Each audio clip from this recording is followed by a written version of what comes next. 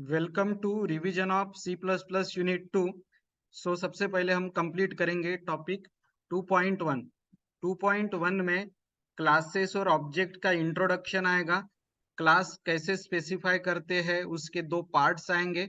ऐसे स्पेसिफायर में private public protected आएगा। फिर मेंबर फंक्शन कैसे डिफाइन करते हैं क्लास के अंदर और क्लास के बाहर, वो दो तरीके आएंगे। ऑब्जेक्ट कैसे बनाते हैं, मेमोरी अलोकेशन कैसे होता है, इतने टॉपिक्स कवर होने वाले हैं। तो लेट्स स्टार्ट। तो सबसे पहले क्लास, उसकी डेफिनेशन देखते हैं।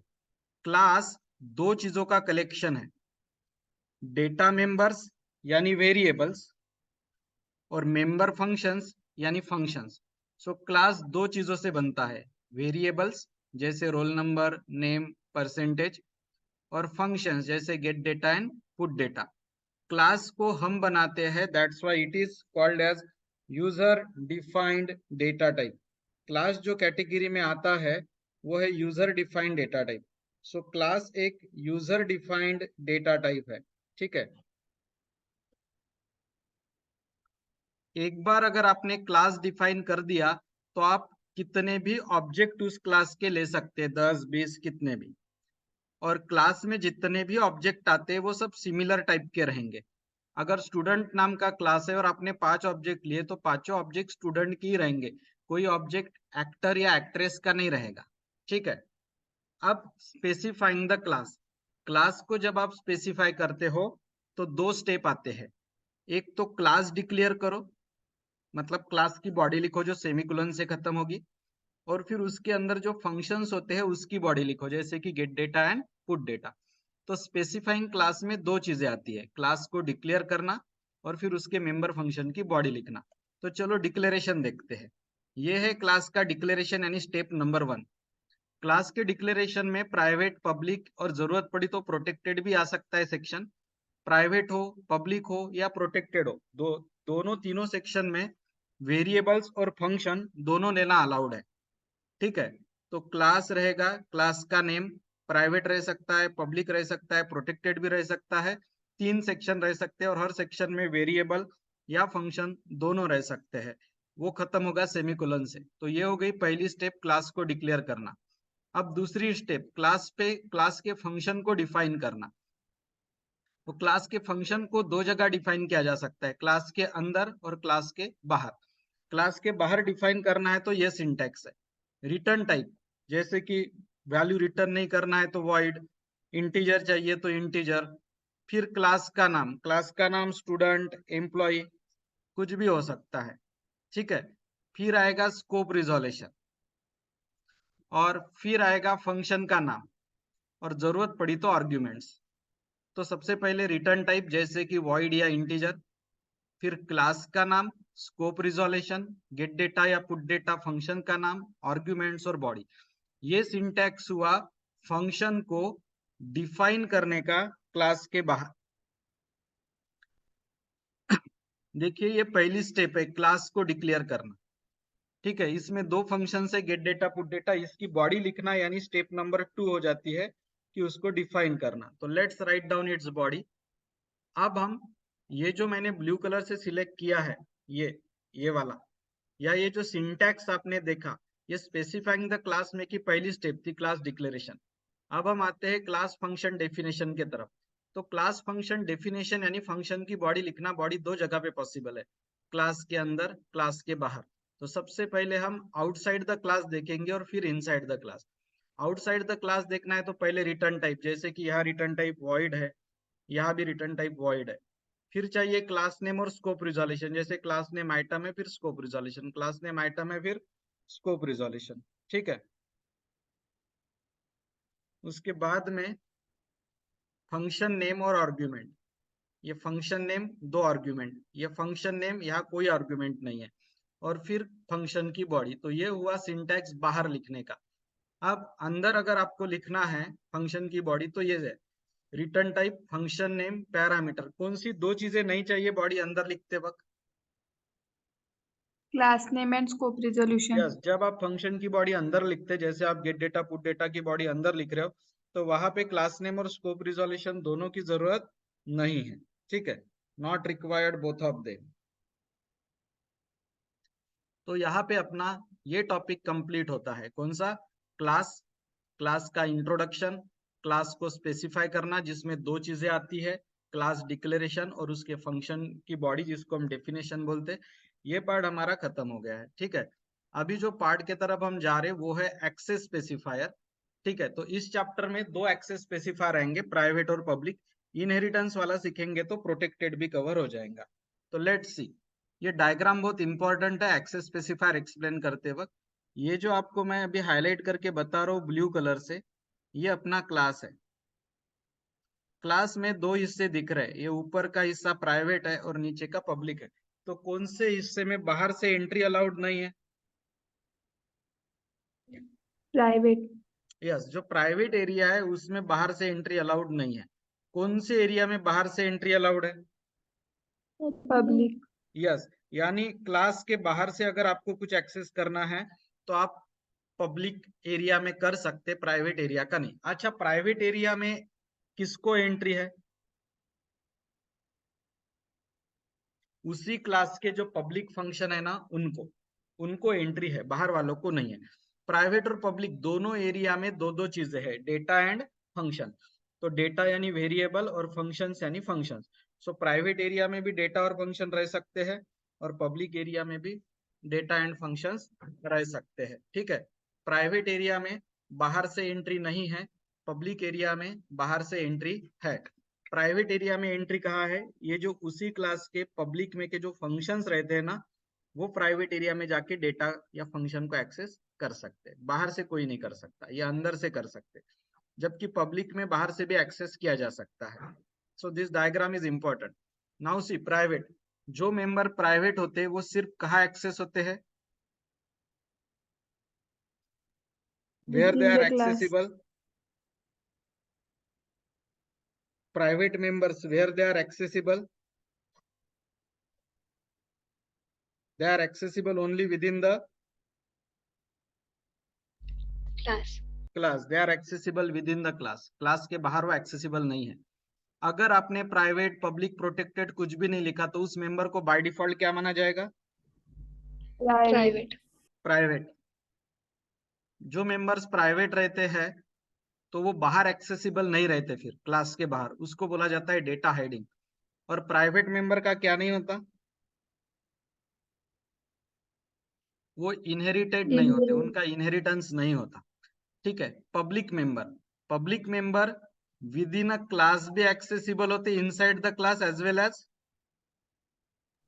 Outside the class. Public members को क्लास के बाहर अगर यूज करना है तो डायरेक्ट यूज कर सकते कि उसके साथ ऑब्जेक्ट का इस्तेमाल करना पड़ेगा? You need to use the object dot variable या ऑब्जेक्ट डॉट फंक्शन ऐसा। और प्राइवेट मेंबर तो इनहेरिट नहीं होते थे, but public members can be inherited. ठीक है, तो हमने एक्सेस स्पेसिफायर ये टॉपिक देख लिया है। अब हम टॉपिक देखेंगे creating the objects. Objects create करने के दो सिंटैक्स है। This is syntax number 1। ये क्लास का खत्म होने का जो क्लोजिंग करली ब्रैकेट आता ना, उसी के बाद ऑब्जेक्ट के नाम लिख लो, एक्स वाई जेड। ये एक तरीका है। यहाँ क्लास का नाम आइटम है और ऑब्जेक्ट का नाम एक्स वाई जेड है। ये तरीका हम कहाँ यूज करते हैं? ऐसा तरीका हम जनरली कहाँ यूज करते हैं? स्ट्रक्चर में।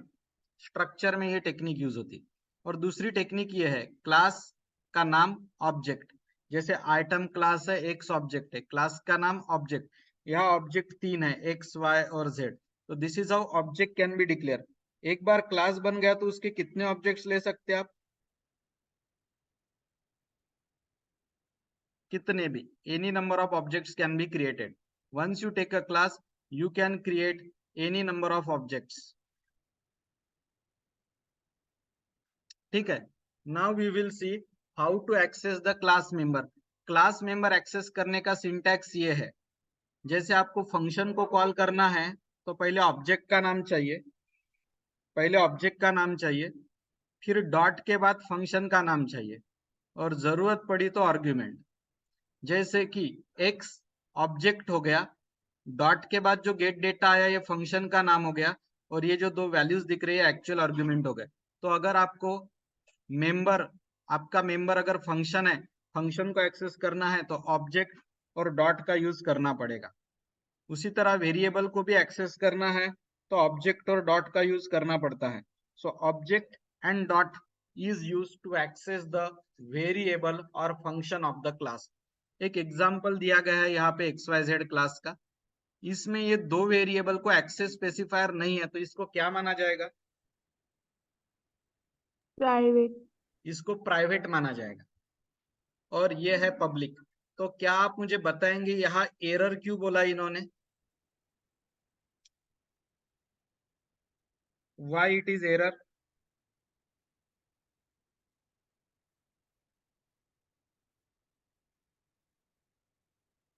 यस, क्योंकि x प्राइवेट था, x प्राइवेट है, और प्राइवेट वैल्यू आप क्लास के बाहर यूज नहीं कर सकते, दैट्स व्हाई एरर। फिर z के वक्त क्यों क्या आया? वो भी तो क्लास के बाहर ही एक्सेस किया गया है, पब्लिक में। वो पब्लिक है, वो पब्लिक है, that's why it is accessible outside the class. ठीक है, अब ये बहुत ही इंटेलिजेंट क्वेश्चन पूछा गया है, ध्यान दो। मेंबर्स जो है क्लास के, डेटा मेंबर्स यानी वेरिएबल्स, और मेंबर फंक्शंस यानी फंक्शंस, इसको आपको 3 सरकमस्टांसेस में यूज करना है। ठीक है, तो कैसे कर पाओगे ये पूछा है। एक, देखो डेटा मेंबर यानी वेरिएबल और मेंबर फंक्शन यानी फंक्शन। पहला सरकमस्टांसेस है मेन के अंदर, तो मेन के अंदर तो मेन यानी मेन फंक्शन, तो मेन फंक्शन क्लास का हिस्सा नहीं रहता, मेन फंक्शन रहता है क्लास के बाहर। तो यहाँ पे कौन से मेंबर एक्सेस नहीं होंगे मेन में? प्राइवेट। यस, प्राइवेट, फिर वो वेरिएबल रहे या फंक्शन रहे, वो मेन में एक्सेस नहीं होंगे। और कौन से मेंबर्स मेन में एक्सेसिबल होंगे? पब्लिक।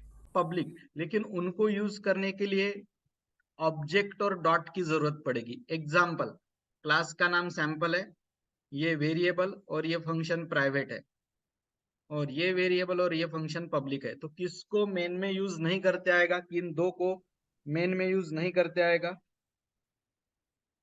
Private member. एक्स और फंक्शन 1 को मेन में यूज करने गए तो एरर आएगी। ये दोनों को मेन में यूज कर सकते हैं क्या, वाई और फंक्शन 2 को? यस यस यस, लेकिन उनको कॉल करने के लिए काय की जरूरत पड़ेगी? ऑब्जेक्ट। कौन है यहाँ ऑब्जेक्ट, बताइए तो जरा। Yes. Yes, here object is yes, यहाँ ऑब्जेक्ट यस है। अगर आपको खुद के क्लास के मेंबर फंक्शन में एक्सेस करना है, खुद के क्लास में, तो क्या प्राइवेट और पब्लिक दोनों को एक्सेस करना अलाउड है क्या? Yes sir. खुद के क्लास में करना है तो क्या दोनों को अलाउड है? यस और नो? यस यस, बिल्कुल अलाउड है। ठीक है, इट इज अलाउड, खुद के इसमें अलाउड है, वह कोई प्रॉब्लम नहीं है। ठीक है, it is allowed in its own, वह कोई प्रॉब्लम नहीं है। ठीक है,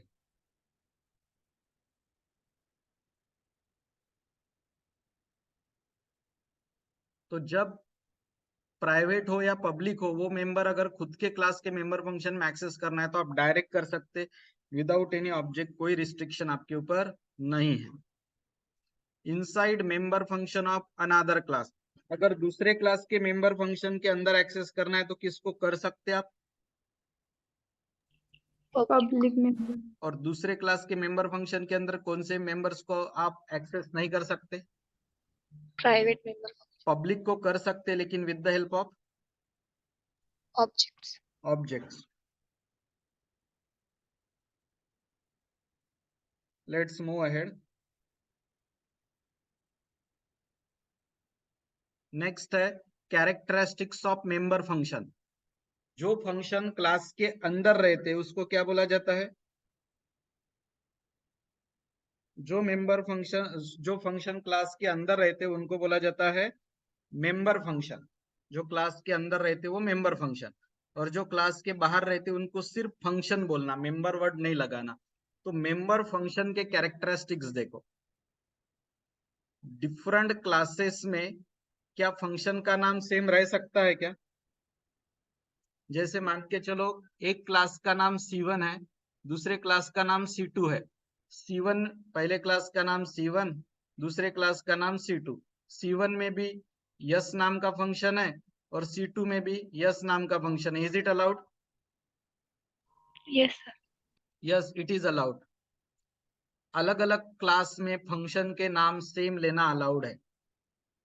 ये पहली कैरेक्टरिस्टिक से। तो फिर उसको पहचानेंगे कैसे? तो जब हम बॉडी लिखते तब क्लास नेम और स्कोप रिजोल्यूशन रहता। तो जिस यस के सामने C1 लिखा होगा वो C1 का फंक्शन हो गया, और जिस फंक्शन यस के सामने C2 और स्कोप रिजोल्यूशन लिखा होगा वो C2 का फंक्शन हो गया। Very simple, isn't it? Yes. और आगे देखते हैं। मेंबर फंक्शन कौन से डेटा को एक्सेस कर सकते? Private member. Private. Private data को मेंबर फंक्शन डायरेक्टली एक्सेस कर सकते विदाउट एनी ऑब्जेक्ट। ठीक है। क्या एक मेंबर फंक्शन दूसरे मेंबर फंक्शन को कॉल कर सकता? जैसे can get data call to the put data, can get yes. Data call to the put data.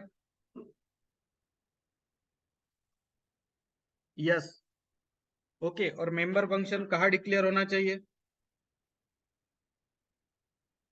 Member inside the function class. कहाँ डिक्लेयर होना चाहिए? Inside the class. Yes, member function should be declare inside the class. ठीक है। अब ये programme है, programme ज्यादा important नहीं है, ये वाले बहुत सिंपल है तो थोड़ा फास्ट लेते हैं। ठीक है, सो लेट्स स्टार्ट। क्लास का नाम है rectangle, the name of class is rectangle. Private में 4 वेरिएबल है, length, breadth, area, perimeter. Gate data से लेंथ और ब्रेड्थ इनपुट, पुट डेटा से एरिया और पेरीमीटर आउटपुट। मेन में रेक्टेंगल क्लास का ऑब्जेक्ट बनाया गया, और ऑब्जेक्ट से किसको कॉल किया हमने? फंक्शंस को। तो कहाँ है फंक्शन की बॉडी, क्लास के अंदर कि क्लास के बाहर? Inside the class. Yes, function की जो बॉडी है वो इनसाइड द क्लास है। The body of the function is inside the class. Next program, ये कांस्टेंट डिक्लेयर करने की टेक्निक है। हम area of circle and circumference of circle print कर रहे। पाई एक कांस्टेंट है तो उसके सामने कॉन्स्ट कीवर्ड लिखना पड़ता, उसकी वैल्यू है 3.14। क्लास का नाम सर्कल है। प्राइवेट एरिया में 3 वेरिएबल है, रेडियस, एरिया और सरकमफरेंस। अब फंक्शन की बॉडी क्लास के अंदर लिखने वाले हैं कि क्लास के बाहर? बाहर। यस। तो बाहर बॉडी लिखते वक्त पहले रिटर्न टाइप चाहिए, फिर क्लास नेम चाहिए, फिर स्कोप रिजोल्यूशन, फिर फंक्शन और फिर पैरामीटर। पैरामीटर नहीं लेना है तो वॉइड या फिर एम्प्टी चलेगा। यहाँ आप रेडियस की वैल्यू इनपुट ले रहे हो। अब फिर से return type void, class name circle, scope resolution, यह है फंक्शन का नाम, यह है पैरामीटर, नो पैरामीटर। यहाँ हम एरिया और सरकमफरेंस कैलकुलेट कर रहे हैं और उनको प्रिंट कर रहे हैं। तो यहाँ फंक्शन की बॉडी आपने बाहर लिखी है। मेन में 2 ही काम होते हैं, सर्कल क्लास का ऑब्जेक्ट बनाओ ये पहला काम, और दोनों फंक्शन को उस ऑब्जेक्ट से कॉल करो ये दूसरा काम। ये जो प्रोग्राम एज अ होमवर्क दिया है ये एग्जाम में आता है, ध्यान रखना। इस प्रोग्राम में आपको क्या करना है, 2 नंबर्स लेना है और फंक्शंस जो है वो टोटल बाकी 4 लेना है। कैसे, मैं समझाता हूँ आपको, ये एग्जाम में आया है, आ भी सकता है, एक बार शॉर्ट में बता देता हूँ। पूरा प्रोग्राम नहीं लिख रहा हूँ, एक स्केलेटन कर रहा हूँ।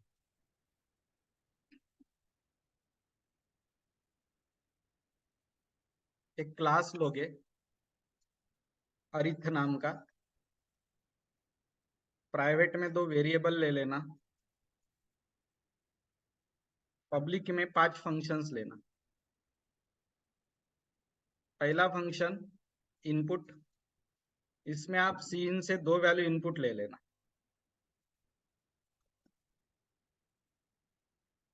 3 से 2 वैल्यू इनपुट। फिर और 4 फंक्शन लेना। पहला सम, इसमें आप सी आउट ए प्लस बी और बाद में एंड एल कर। तो ऐसे सम जैसे और 3 फंक्शन लेना नीचे, यानी टोटल फंक्शंस कितने हो गए? कितने हो गए टोटल फंक्शंस? 5 5। 5 ये सम हो गया, ये सब्ट्रैक्ट हो गया, ये मल्टीप्लाई हो गया, ये डिवीजन हो गया। उस हिसाब से फार्मूलाज भी बदल दीजिए।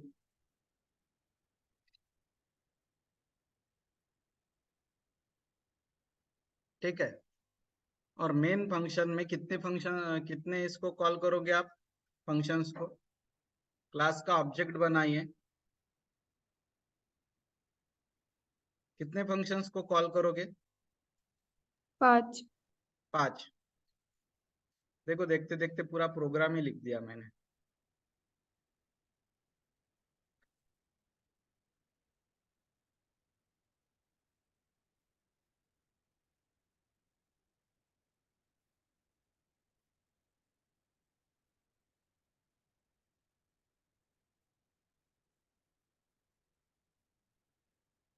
हो गया।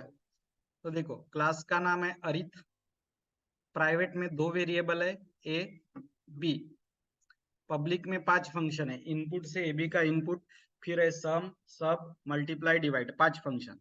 मेन में क्या करिए, क्लास का ऑब्जेक्ट बनाइए और उस ऑब्जेक्ट से पूरे फंक्शंस को कॉल कर दीजिए। ये मैं आपको चार्ट बॉक्स में दे रहा हूँ, ये प्रोग्राम आया था एग्जाम में, आप कॉपी पेस्ट करके रख दीजिए कहीं तो भी। ठीक है। So this is how it goes.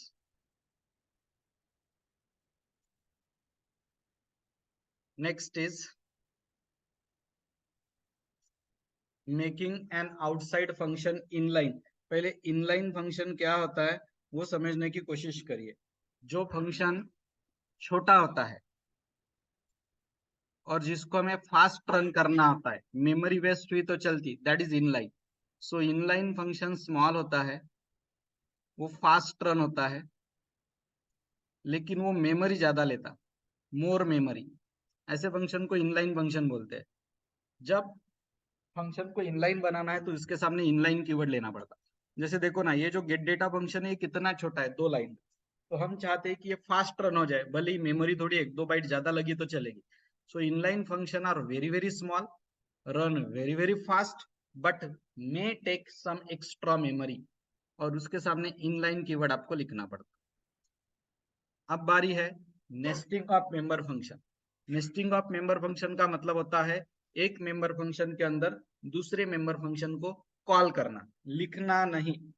एक मेंबर फंक्शन के अंदर दूसरे मेंबर फंक्शन की बॉडी लिखना यानी नेस्टिंग नहीं होता। नेस्टिंग का मतलब होता है एक मेंबर फंक्शन के अंदर दूसरे को कॉल करना। एग्जाम्पल, क्लास का नाम है सैंपल, उसमें 2 वेरिएबल है एम और एन। ये प्राइवेट फंक्शन है, ये प्राइवेट फंक्शन है तो इसको कहाँ कॉल नहीं कर सकते आप? outside the class यानी मेन फंक्शन में कॉल नहीं कर सकते। कहाँ कॉल नहीं कर सकते इसको आप? You cannot call it in main function. आप इसको मेन फंक्शन में कॉल नहीं कर सकते इनपुट को। तो इनपुट को काय के अंदर में कॉल करना पड़ेगा आपको? आउटपुट के बॉडी में इनपुट को कॉल करना पड़ेगा और इसी को नेस्टिंग बोलते हैं। तो चलिए, ये आपका वही फंक्शन है जो प्राइवेट है, जिसको कहाँ नहीं कॉल करेंगे आप? main function में इसको आप मेन में कॉल नहीं करेंगे, गलती से भी नहीं। ठीक है। या आपने mn की वैल्यूज इनपुट लिए हैं और ये आपका आउटपुट फंक्शन है, ये पब्लिक है तो इसको कहाँ कॉल कर सकते हैं? इसको कहाँ main कॉल कर function सकते हैं हम? मेन में। इस फंक्शन को मेन में कॉल करना अलाउड है, इसको करिए मेन में कॉल, कोई प्रॉब्लम नहीं। अब आउटपुट फंक्शन के अंदर किस फंक्शन को कॉल किया गया है? input function इनपुट को। इसको बोलते हैं नेस्टिंग ऑफ मेंबर फंक्शन। एक मेंबर फंक्शन के अंदर दूसरे को कॉल करना इज कॉल्ड नेस्टिंग। अब इनपुट फंक्शन प्राइवेट था, आप बोलोगे ऑब्जेक्ट से क्यों नहीं कॉल किया? जब एक मेंबर फंक्शन के अंदर में दूसरे फंक्शन को कॉल करते हैं, फिर वो प्राइवेट रहो या पब्लिक, उसको डायरेक्ट कॉल करना विदाउट एनी ऑब्जेक्ट। ठीक है, अब इनपुट को कहाँ कॉल करने की जरूरत नहीं रही, मेन फंक्शन। मेन में कॉल करने की जरूरत नहीं रही। ठीक है, अब हम क्या करेंगे, यम बड़ा है तो यम प्रिंट करेंगे और यम बड़ा नहीं तो यन प्रिंट करेंगे, यानी ये ग्रेटेस्ट ऑफ 2 नंबर प्रिंट हो जाएगा। अब हम चलते हैं मेन में। ये क्लास का ऑब्जेक्ट बनाया आपने, यस, और आपने सिर्फ आउटपुट को कॉल किया, आपने किसको कॉल नहीं किया, इनपुट को। इनपुट को। तो इनपुट को कौन कॉल करेगा, आउटपुट। इनपुट को ये आउटपुट फंक्शन ही कॉल कर देगा खुद। एक बार फिर से समझाता हूँ, क्लास का नाम सैंपल है, ये 2 प्राइवेट वेरिएबल है, ये मेन में यूज नहीं होंगे, और ये प्राइवेट फंक्शन है, इसको भी आप मेन में कॉल नहीं कर सकते। ये पब्लिक फंक्शन है, ये मेन में कॉल होगा, और यही आउटपुट फंक्शन इनपुट को कॉल करेगा। इनपुट में आप m और n की वैल्यू इनपुट ले रहे हो, ये आपका आउटपुट फंक्शन है। आउटपुट फंक्शन इनपुट फंक्शन को कॉल कर रहा है। एक मेंबर फंक्शन के अंदर दूसरा फंक्शन भले ही प्राइवेट हो, उसको डायरेक्ट कॉल किया जा सकता है, इसको नेस्टेड मेंबर फंक्शन बोलते हैं। एक फंक्शन के अंदर दूसरे को कॉल करना इज नेस्टेड। यम बड़ा है तो यम प्रिंट होगा, नहीं तो यन। मेन में ऑब्जेक्ट बनाइए और सिर्फ आउटपुट को कॉल करिए, इनपुट को कॉल मत करिए, क्योंकि इनपुट प्राइवेट है। अब ये टॉपिक था नेस्टिंग ऑफ मेंबर फंक्शन। जब एक मेंबर फंक्शन के बॉडी में आप दूसरे मेंबर फंक्शन को कॉल करते हो तो उसको नेस्टिंग ऑफ मेंबर फंक्शन बोलते हैं।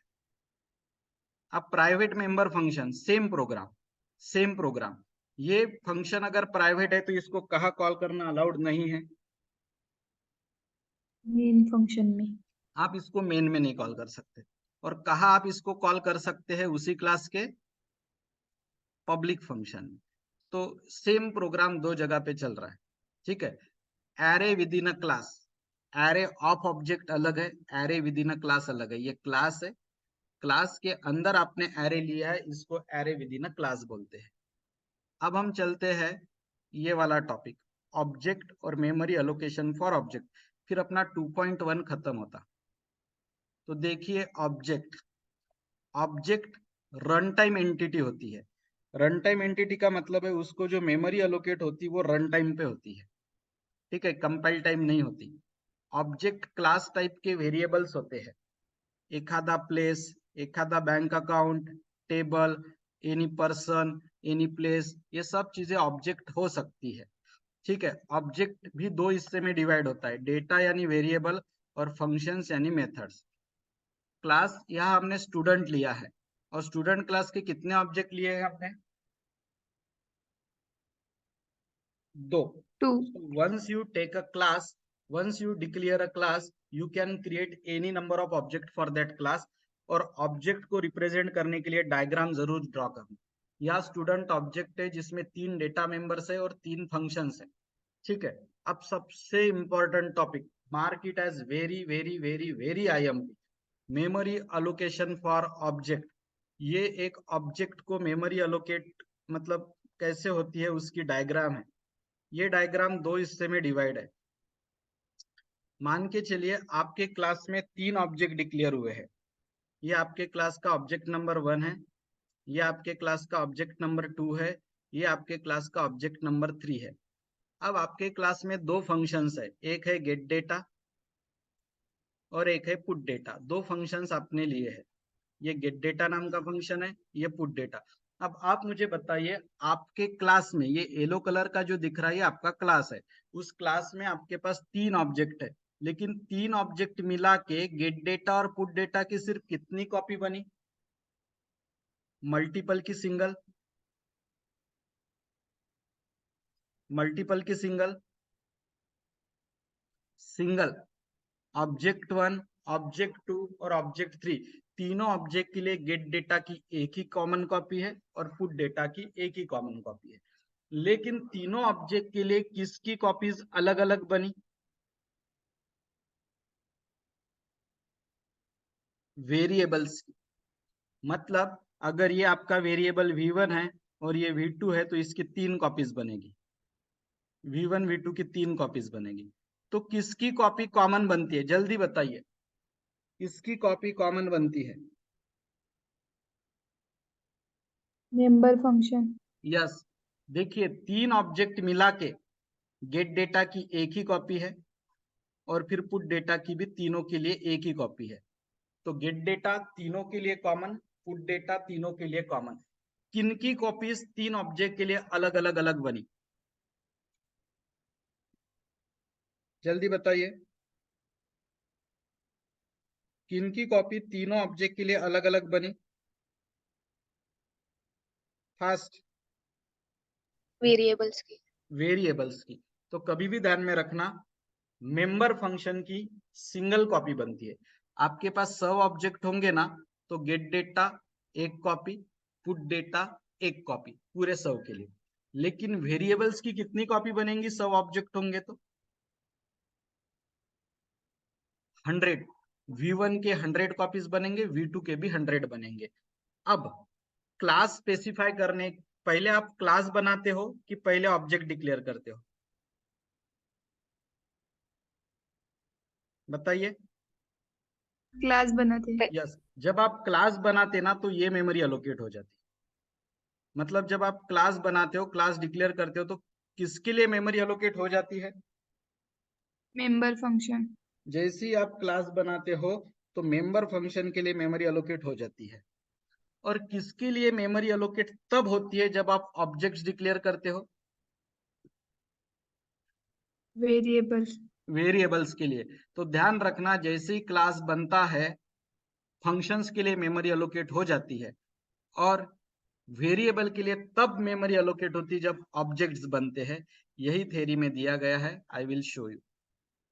तो memory space for member function is allocated कब? कब? क्लास क्रिएट होता है। यस, जैसे ही क्लास क्रिएट होता है वेरिएबल्स के लिए मेमोरी अलोकेट, सॉरी फंक्शंस के लिए मेमोरी अलोकेट हो जाती है। किसके लिए मेमोरी अलोकेट करने के लिए हमें ऑब्जेक्ट्स बनने तक राह देखनी पड़ती है? वेरिएबल। यस। सो यहाँ पे हमारा 2.1 खत्म होता है। क्लासेस हो गए, ऑब्जेक्ट्स हो गए, इंट्रोडक्शन हो गया। क्लास स्पेसिफाई करने के 2 स्टेप होते हैं, क्लास डिक्लेयर करना और मेंबर फंक्शन की बॉडी लिखना, वो हो गया। एक्सेस स्पेसिफायर में प्राइवेट, पब्लिक और प्रोटेक्टेड हो गया। डिफाइनिंग मेंबर फंक्शन में फंक्शन की बॉडी अंदर लिखना, फंक्शन की बॉडी बाहर लिखना, ये 2 चीजें हो गई। फिर ऑब्जेक्ट डिक्लेरेशन के 2 टेक्निक देखे और मेमोरी अलोकेशन फॉर ऑब्जेक्ट देखा। ये टॉपिक बहुत ही इंपॉर्टेंट है। जब आप क्लास बनाते हो तो फंक्शंस के लिए मेमोरी अलोकेट हो जाती है, और जब आप ऑब्जेक्ट्स डिक्लेयर करते हो तब वेरिएबल के लिए मेमोरी अलोकेट होती है। फंक्शंस के लिए कॉमन मेमोरी होती है। 10 ऑब्जेक्ट रहे तो भी गेट डेटा और पुट डेटा की सिंगल सिंगल कॉपी, लेकिन 10 ऑब्जेक्ट रहे तो वेरिएबल 1 की 10 कॉपी और वेरिएबल 2 की 10 कॉपी, ऐसे सेपरेट बनेगा। सो here I declare that as per our revision, part 1 2.1 is completed. Now please rejoin for topic 2.2.